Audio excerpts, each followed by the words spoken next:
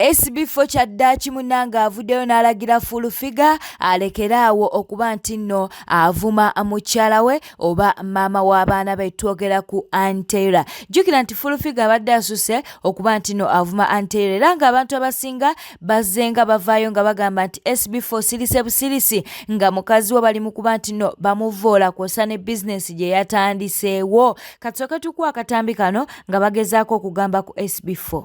SB4 njagala kuloopera obadde tokimanyi tusonyiwemu. Eriyo omukazi ali ku media ayambudde n'aweebuula mukazi wo n'amufuulira ddala ekisassalala. Omukazi gwe njogerako si mulala y'ono Shina Mumpe.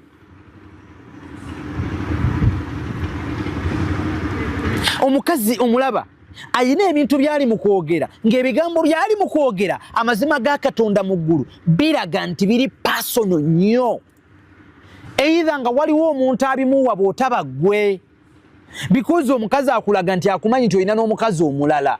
Naye bwe wazze mu interview tolina we wayambalidde, tolina we wastopingidde mukazi ono. Oli mu kumugamba ayogera amazima naye mazima ki gw'oyagala okumugamba ng'eriyo omukazi omulala gwe tutamanyi wajava ali mu kumuvuma kyokka ng'okimanyidde ddala mukwano gwa maama wo oyo gw'oli mu kutendereza era gwe tukkiriza nti abadde maama waffe ebbanga lyonna. Maama waffe oyo tumwagala abadde mulungi naye tusaba nga bw'osobodde okutuula n'okiriyalinga empewo bwe twagala oveeyo okiriyalinge n'ekyomukazi ono ali mu kukkakkanya ate ng'aweereddwa platform ebigambo by'akozesa bikyafu nnyo bikkakkanyiza n'okuweebuula omukazi. Okay, ndowooza oyo omwewuliriddeko kaakati SB4 munnange avuddeyo n'abeera nga alagira Full-Figure alekeraawo okuvuma maama w'abaana be. Full-Figure ngenda kusaba my sister nti obusungu badde olina ku mukyala wange mukendeezaako kubanga oli maama w'abaana bange nange tekinsanyusa kubeera nga oba oli awo omuyisaamu eggaali. Lumu naye njagala okukomplainingako naye beetwalamu bo babiri balina issues zaabwe bo babiri era mukyala wange namutuuzaamuko ne mugamba naye kiki wewe beetwalire nnyo so balina issues zaabwe zesagala kulingamu z'abakazi. Mama Fina tabiriimu. Mama Fina tabiriimu. So mukadde wano ngenda kusaba Full-Figure kuba Full-Figure tuli ba Luganda baita twasoma ku ssomero ly'erimu pozi ogiwo.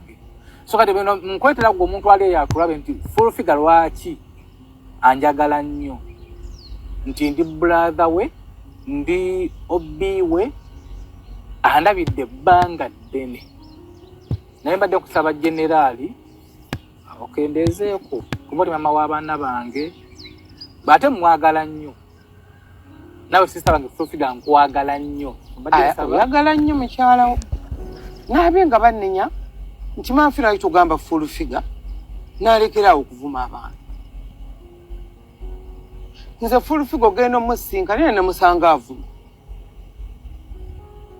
Full-Figure asobola okukola kyonna ky'aba akoze naawe takuvumanga oyo yetwevuma okuba simuvumangako naye yatera okunvuma naye nange anvuma nange olumu ampisaamu eggaali naye ate olumu ebintu byabayogera bibeera bituufu olumu abatavune bamukootinga bubi nange nena bankubidde mu mugambe anti bannange basebo ne bannyabo oyo akuyisaamu nze nange olumu waliwo we nali nga ndi mu Amerika eyo obudde bweri ekiro eno bubeera bukyali nembeerako ku ssimu nti owira abalunzi nembeera ku ssimu nga nine kabaata naŋŋamba gwe lwaki obeera ekiro saa 8 ku ssimu gwe Mama Fina towummulako olina okuba ne hajiwo otutamye era mutuufu kati ye teyamanya nti saawa zeeri ez'ekiro eno zibeera misana eri abantu betwazaala naye nga basigaza obwongo bwabwe. Subscribinga, likinga, leka obubaka bwawo mu comment section. Calvin Kayanja avuddeyo n'atabukira Kasuku amugambye Mama Fina waaba yakuyambako nga bw'ogamba obanga yali akuyambyeko lekerawo okuba nti naate omuyisaamu amaaso, lekerawo okuba nti naate omuvuma. Nokitegeera Kasuku nawe ndo balatira ku Mama Fina nga bwe kitaali kya makulu nnyo kukudduukirira mu bulamu naye njagala kukujjukiza nti abagagga bangi naye abayamba abantu batono. Omukyalo oyo bw'aba yakwata ssente n'akuweerera n'abaako byakola mu bulamu bwo muwe respect. Views tezikusingira omukwano n'omutima omulungi gwe yakulaga mu kaseera ako nga weetaaga obuyambi bwe. Kasuku njagala okujjukiza nti mu kaseera ako we yakuyambira waaliyo abafamire yo buluusi n'abagagga okumusinga naye tebaakuyamba ng'oli musaayi gwabwe ate ng'oli wa mu nnyumba yaabwe. Tebaakuyamba. Ye yakulaba obukulu eyakusisinkana e Kampala oba ku intaneti n'akudduukirira. Ovanga ku birala byonna oyo omuntu n'omussa mu kifo eky'enjawulo. N'otamuteeka mu biboozibozi ebyo bye mubeeramu ku malwa ne ku mbizzi. Omuntu eyakontributinga ku future yo n'akwata ssente n'akuweerera oba n'abaako kyakukolera mu bulamu nga kirina we kikuteeka. Omuntu oyo omujjanga w'oyasamira n'omuteeka awantu. Nokkiriza nti wanjawulo era ne baako byowa respect mu bulamu. Tulina okufuna abantu betutiira naddala abantu abalina bye bakoze mu bulamu. Ebirala byonna wandibyogedde kwesi bifo ne ku mukyala we naye n'otabalaatira mu mutima na buyambi bwa maama Fiina mu bulamu bwo kubanga abayamba n'abakwata ku kye balina ne bakigabana n'abalala batono. Kyova olaba nti abafamire yo wabalekayo n'oddukira ewa maama Fiina. N'emikwano gya kitaawo n'ennyoko gyaliyo family friends naye tebaakudduukirira maama Fiina gwe wafunamu omukisa. Kirespecting aleme kukufuula kivumo nti abantu tebajyamba olwono n'ono kye yankola mu bulamu. Kitegeerekese mukulu munnange. Omanyize ndi w'okujjukiza kuba baŋŋamba okuva lwe baakukiina biliyoni 5 ezaalinnya enfudu wafuuka ekirala. Naye wandibaddemu amagezi n'otavvoola maama Fiina. N'otavvoola maama Fiina. Kale n'ojjukira we yakudduukirira. N'ojjukira contribution mu bulamu bwo. Kuba views tezikuwerabiza. We baali bakwatiddeko we wayambibwa omuntu lwe yakutegeera ng'ensi yonna tekutegedde. Mu mawulire amalala ge tuli mu kuba nti no tufuna Shadia naye wuuno avuddeyo era ku nsonga za maama Fiina ne SB4 kwossa ne Kasuku. Mwe bakantu family muli ebisiyaga byammwe mwesonyiwe SB4 ne maama Fiina. Iye gwe anko twakutumwa otuleetera omuntu ali ebisiyaga mu ttiimu yo byowavaine wetetegula nga teri abikubuuziza mpaka nakatomuleeta nga kyesimanyi gwali ebisiyaga kawaaniki watugamba mu ttiimu yo mulimu omuntu ali ebisiyaga era anytime ojja kuba omuntu wanjulira nga mpaka nakati tomutulaganga woba walimererwa okutulaga kyaliwo omusiyazi sirikira ddala mwesonyiwe SB4 ne maama Fiina. SB4 musajja wa Katonda yalugwamu bugwe yali alowooza nti omusajja oba abasajja baziba bwasoli omukyala be bakyamu mpaka naye bwalabye nti basajja bane basulanga ku ntujjo basajja bane basulanga ku kyokya musajja watu yejjusa ne byayogera mbulu nebaza ex-wo okukuleka n'alijjawo omukyala ategeera nga ggwe teri muntu aleka muntu ategeera buli muntu aleka kisassalala era buli muntu ali yeyepikira second hand kantwala katikisaka n'okutegeeza nti linda olulwo olujja buli ali eyo ng'olina omukazi yali afumbiddwako n'owooza mbu oli yaleka omuntu ategeera simanyi gwe omwewangulidde teri aleka muntu ategeera baleka bisassalala so n'olwekyo muli ebisiyaga byammwe mwesonyiwe SB4 ne maama Fiina teri muntu atayagala mukwana gulina ssente buli omwana onya muntu amusapoti nga financially abamu ku mwena mulemedde ku mikwano gyammwe nga misiyazi olw'okuba gibawa ssente muwoza mbu kasita abatabiridde nze kasita abatabiridde baana bato mbwe ebisigadde tebirina buzibu. Ye lwaki buli musiyazi ali against SB4 ne maama Fiina buzibu ki? Mutuuze mukyalo oli mumubuulirire mumugamba okuze okunobaanoba nga bw'ofumbirwe walala mukiwulira mujje wana akatijjo balabe nno. Nze siyingira baagalana ate nze saagala bba wa muntu.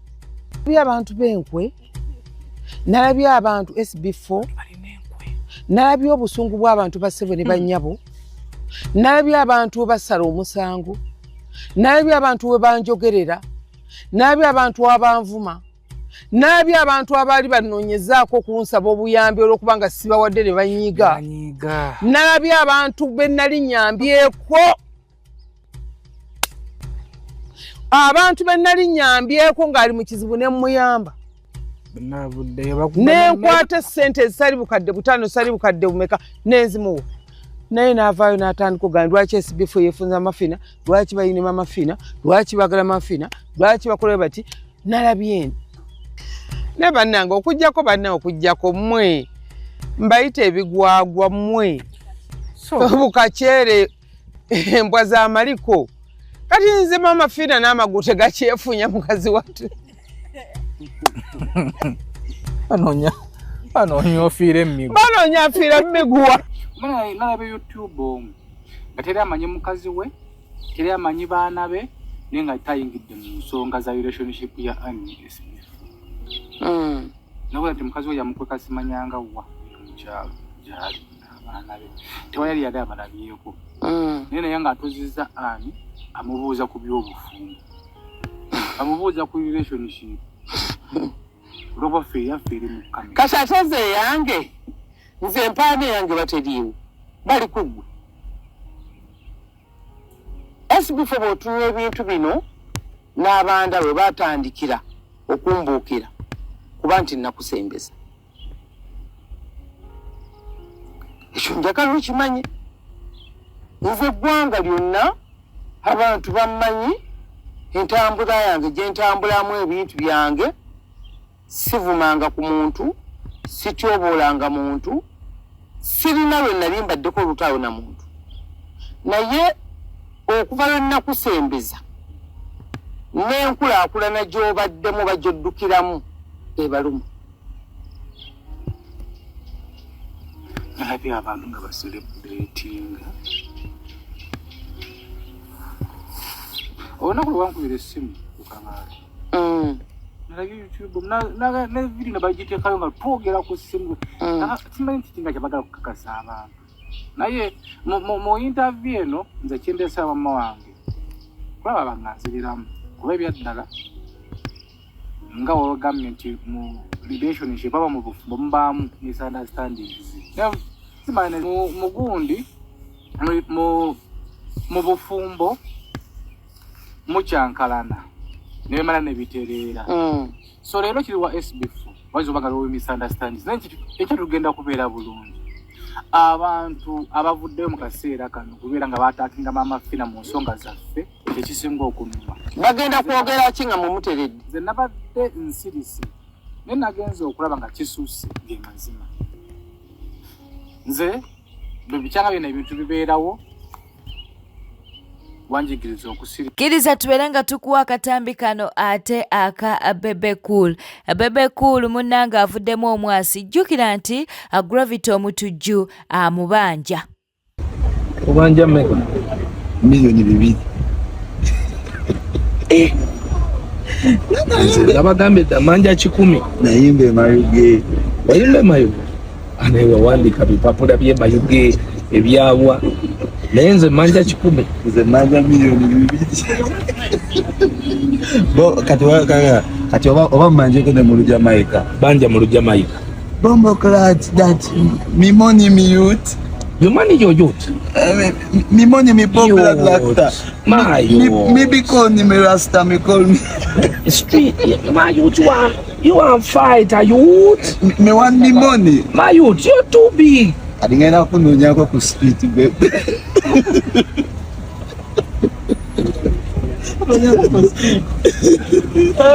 bwetweyongerayo penge wabula penge bannange ayinza okwogera n'olowooza nti no byayogera byonna bituufu ne katubeera nga tukuwa akatambi ka penge akyali ku nsonga za Mama Fiina kw'ossa ne SB4 ekikugambiza n'ebivuga bya YouTube bebi kiki kisikuwa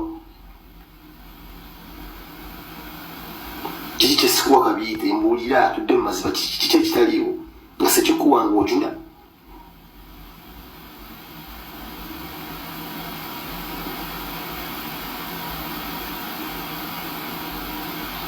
mwana mbu makya breakfast twagala simanyi amagi tuleza amagi 13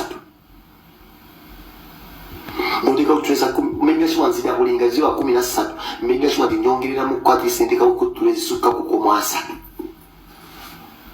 abana bino kujua ngo mana sobora kubeera nga sobora kuba ku magi nawe ulika jimba baby Sylvia na amajiga siba gabula nduvuka wajeni kamera ngatwala amaji mu nsawo mu mpali no mubuza ndate bino biche askari yabuza yes before bino biche bizimbidde mu mpali nganda bangalino wenda byofumiza mu nyumba nagamba nti wa toli musajja munange askari naroza byali binege ne byabba amajiga ngege nyini tukate guwo mutuma abulaga ngwali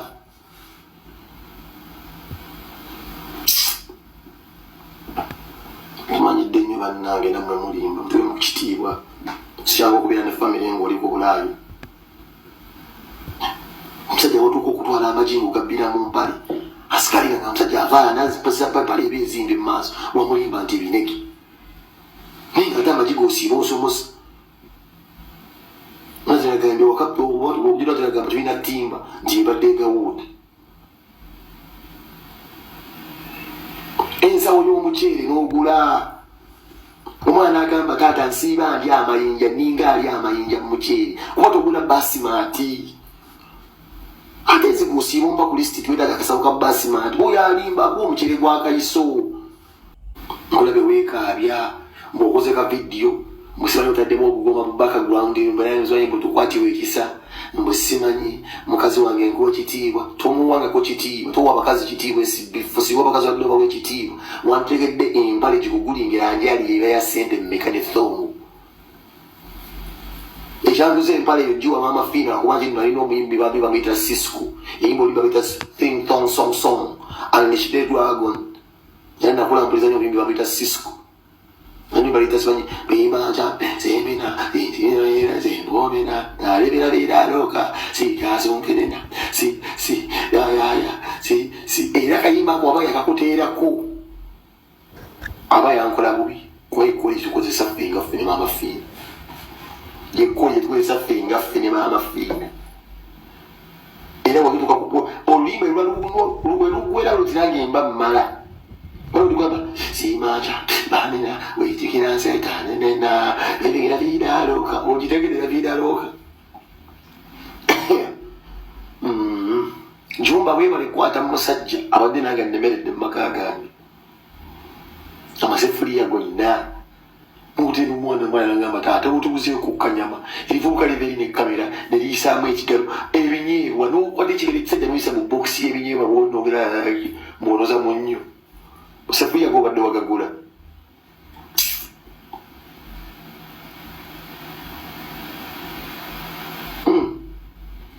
mamulowooza jangu okuteekawo amaka nogasetinga bwemulina akalimu kamwe kamutwe nammwe buli simaati wayi bwemulowooza kyangu nnyo okubeera awo ngu ostambulishinga amaka gwengera bingizi makagambo nogayingire mbogarekingi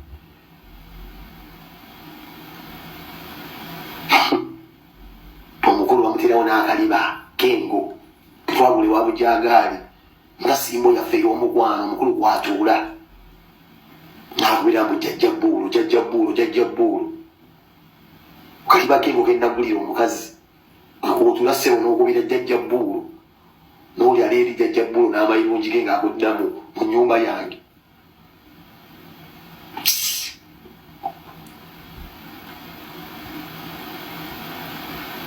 omukazi okubeera ng'akwesazeeko si kyekintu kyenyinza okugamba mbu nonsanyukidde ekyakikoze kulaba nti nno nsanyuse nenze nange ninayo obusungu bwange nabwo tebikadde ekitiibwa kyonna omwana yakiyiwa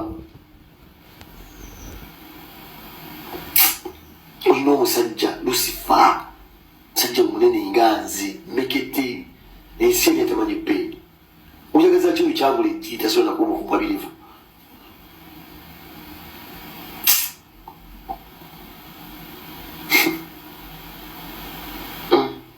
mutumanyidde namukakkana bannange sinzabasobola mutumanyidde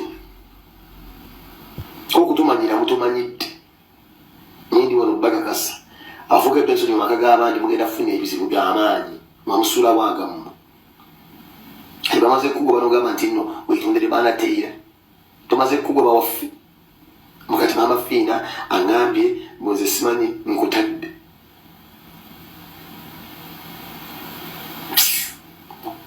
ojja wulira akaliro ogenda wulira akaliro esibifu genda kukuteekako ekigero ogenda wulira kyakuyingiza amaka gange buli kimu obadde okikyangalanyiza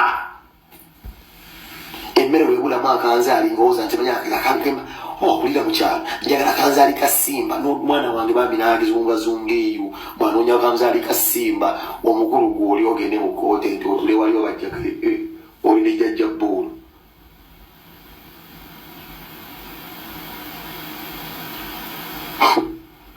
mwagenda wane Dubai nga nkubira omukazi oyo essimu naye nga nnengera ekisiikirize kyemabega nga twogera naye nga abuzaabuza kuba omukazi yaŋŋambye akutwali Dubai era ebyensi yonna ali ekulaba naye nga mubuuza wooteri ngundi osuze mu nnamba ki era nga ngimanyi naye ekiro ekyo omukyala yasula anywa omwenge ng'ate nnengera ekifaananyi ekisiikirize kyera mu wooteri era olaavu yammwe badde ewangadde naye ng'ombuzaabuza nze sibifuna kujjamu kkole twogeramu ng'abasajja egamba nasitawulira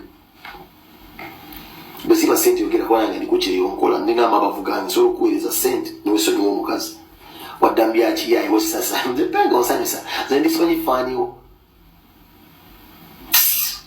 sajja muno bwajjanga nga mugenda kwogera ku nsonga muwulirize kasi buli muntu nti naayinalo ejja neegamba katutuule twogere si buli muntu nti asobola okujja nemugamba katutuule muba musajja munange ekyo kiki nasobyawa wasobesonyiwanga ate munange omuntu Oluvannyuma lw'omuwala ono okuba nti no sisita we yavuddeyo n'abeera ng'ate amulumiriza nti wankwe ono nno ye sisita we oli omuwala agambibwa okuba nti no yakwatibwa step daddy waabwe naye ng'ono ye mukulu kaakati munnange oli yavuddeyo n'alyoka agamba nti ono sisita we wankwe kaakati sisita we avuddeyo n'alyoka agamba nti bannange ebyo muganda ebyali mu kwogerako mbu byaliwo dda nnyo okitegeera baafunamu obutakkaanya naye nga kati kye baliko kyakulaba nti naate muganda waabwe afuna obwenkanya. Guys, at this point, I really don't know what else to do because I am honestly here for peace. Like, I want everybody to have peace. My sister to have the justice she deserves. I know my sister is out there alive, calling me hypocrite, saying she is waiting to heal to bring evidence to prove that I'm such a hypocrite. Whatever happened between me and my sister for us to get into that heated moment, for me to send those messages, she is using as a proof that I'm a hypocrite. It was 3 or 4 years ago, so I would really appreciate, Mary, if you will be putting that on these messages. I admitted what I did wrong and I continue to apologize, but I am focused on now doing things better. If you say that we were not there for you the first time, okay, let this be a second chance for us to prove that we are there for you. Let us focus on taking the next step, because signing the petition last night, I spent so much time doing research on Swedish legal laws on how we can reopen the case to help my sister get justice. Because what I found out from my research is that signing a petition, it's good, it's public attention, but without legal action, the petition is not going to take us anywhere. So I'm here to give us the next steps to take in order for my sister to get justice. So Grace, we appreciate you stepping up and saying you're a lawyer, you're going to help my sister out. So many people have been signing the petition. I'm one of the 300 people that first signed the petition. Now we're above almost 18,000 people, 17,000, going to 18,000, because when I last checked, it was like going to 17,000 people who have signed. I feel like that should be enough people to give us the green light to go ahead, and for you, Grace, to start helping us like search in the law now that you're in Sweden to see how we can reopen the case for my sister to get justice. And also, yes, I know, like, I'm just here to do whatever it takes for my sister to get justice. And after you have gotten justice, Mary, and we've not stood with you this second round, then you have all the right to come on the internet and, abuse us and let people defend you. But right now, like, can we just focus on the right thing? Because in order for me to do my job of helping you get justice, you two need to do your part. Because from the research I did is that you need to write a letter to the court, like an email together with the lawyer that's helping you. And I also found out that you really don't need like to have money to start to reopen this case. There is this program for, let me say, people with low income. If you can afford a private lawyer, there is those programs where the government can help you get a lawyer, and the government will pay for it, because this was like an abuse, sexual abuse. So this is something that I wanted Grace to focus on, and start taking legal action to help us take the next steps, because signing the petition without taking legal action is not going to help us. And the people who are in Uganda, the witnesses we have, all they have to do is write like detailed statement of what happened, what they know, and put their contacts on it and send to the lawyer who is helping my sister Mary, and me too. I'll write that statement and send to the lawyer who is helping my sister Mary get justice, so that they can use that together with a petition to show the court as enough evidence that people really want justice. That's the only way we're gonna move forward and get justice. But people trying to bring division in the family instead of focusing on the main thing, it's not helping, guys. Like, please, Merva, just like whenever you're bringing this proof of proving me hypocrite, just put the dates on those proof. But honestly, for me as a big sister, I would advise you to focus on the main thing, which is us joining hands with the crowd, with the public, to help you get justice. And then after, by God's grace, you've got the justice that we all need, then if whatever wrong we've done to you, now we can come together as a family and make it right. But right now, please, let's not get distracted trying to divide the family. It's not our main point. The persecutor, the person who wronged my sister, nobody's talking about her, but all that's trending is the hypocrite sisters, which is not helping bring justice to my sister. So please, let's take the legal action. Grace, tell us what is the next steps for us to do so that we can reopen this case for my sister to get justice. Dr. T. Amale naye avuddeyo ku nsonga za Mama Fiina kw'ossa ne SB4. Katubikuwe. Omuntu kasita omuzaalamu omwana obuvunaanyizibwa obwa mirembe na mirembe. Naye nga Mama Fiina, nze kye mbadde musaba, Mama Fiina afuuke mukyala namba 2. Aleme kuvaawo kuba ne ssente tukola ki? Tuzeetaaga. Ate bw'aba akolagana nnyo Mama Fiina bw'aggyamu ssente ze, SB4 n'ayavuwalira abo. Kubanga Mama Fiina wa mugaso nnyo mu relationship, bw'agiro bw'aloga SB4 n'agwa eddalu. Anita Ira weegendereza omukazi oyo. Kyekizibu ky'okuba ne mugyawo nga musawo Muganda. Bw'olemera mu nsonga myezi ng'ena. Anita Ira beera kwegendereza nnyo. Oba weegayire Mama Fiina ofuuke omukyala namba mmeka? Namba 2. Oba katuze mu bya Kiganda. Ubona ani alina abalongo? Si Anita Ira asindika abalongo bokye Mama Fiina. Ababuke byenna munagwewo. Kisoboka. Si kibi. Yamuzaalira wana. Salongo SB4. Kano ka video kako. Salongo SB4 alifudde n'otugamba. Nalongo mukyala wo. Mama w'abaana bo. Ne SB4. Nalongo avumiddwa. Nalongo avumiddwa ng'osirise. Salongo SB4. Nalongo Anita Ira avumiddwa ng'osirise. Nga tovanga yogamba nti bannange nammwe abavuma mukyala wange mukakkaneeko. Gwe kennyini omusajja bw'alina okusooka okudifendinga mukyala wo. Yes, SB4, we agree. Mama Fiina has done a lot in your life. Naye ate Anita Ira naye akoze ebyamagero mu bulamu bwo. You were dead because of SB4, because of Anita Ira. Naye gwe mukazi ono avuma buli kanaku.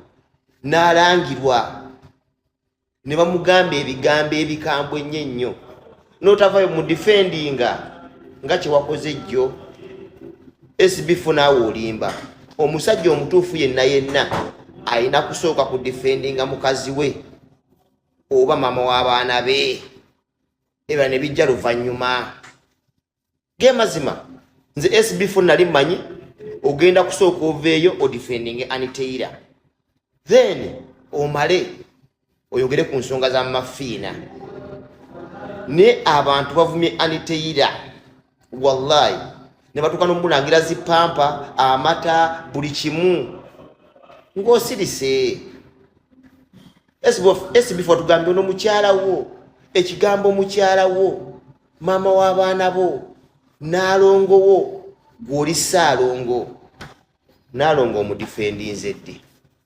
SB4 naawe olimbamu mazima matuufu bwettetambudde obadde mulabi mulungi alokwekumira ku Newspark channel kankusobere ng'osubscribinga olikinga n'okuleka obubaka bwawo mu comment section beera bulungi weeraba